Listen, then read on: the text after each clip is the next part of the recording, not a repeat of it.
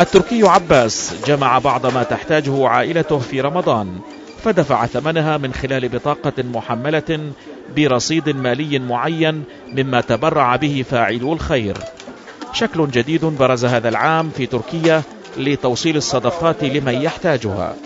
المحتاج يحصل على بطاقة إلكترونية أو صكوك تتراوح قيمتها بين 20 و50 دولارا من مراكز توزيع المساعدات أو من المتاجر ذاتها، وفي إطار هذا المبلغ يقوم بالإنفاق حسب ما يحتاج في شهر رمضان من المتاجر المشاركة بهذه الطريقة.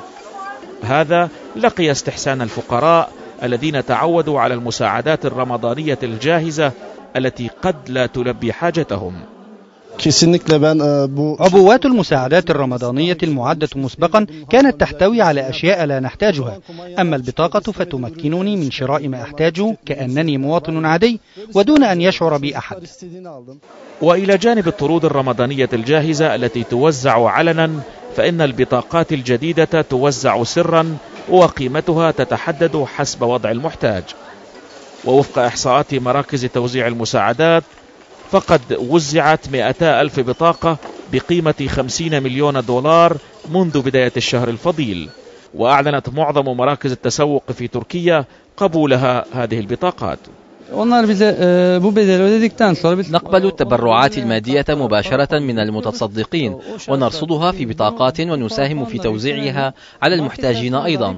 معظم المحتاجين يفضلون هذه البطاقات على الطرود الجاهزة. الحكومة أيضا شجعت هذا الأسلوب، وأعلنت إعفاء المتصدقين من الضريبة بقيمة التبرع، وهي تأمل بذلك في تحسين مستوى معيشة مواطنيها الذين يعيش نحو 10 ملايين منهم تحت خط الفقر. لم يكتفي الأتراك بتقديم المساعدات للمحتاجين في شهر رمضان، بل وسعوا أيضا لإيصال هذه المساعدات لأصحابها بشكل أكثر سهولة ومرونة وأكثر احتراما لكرامة الإنسان.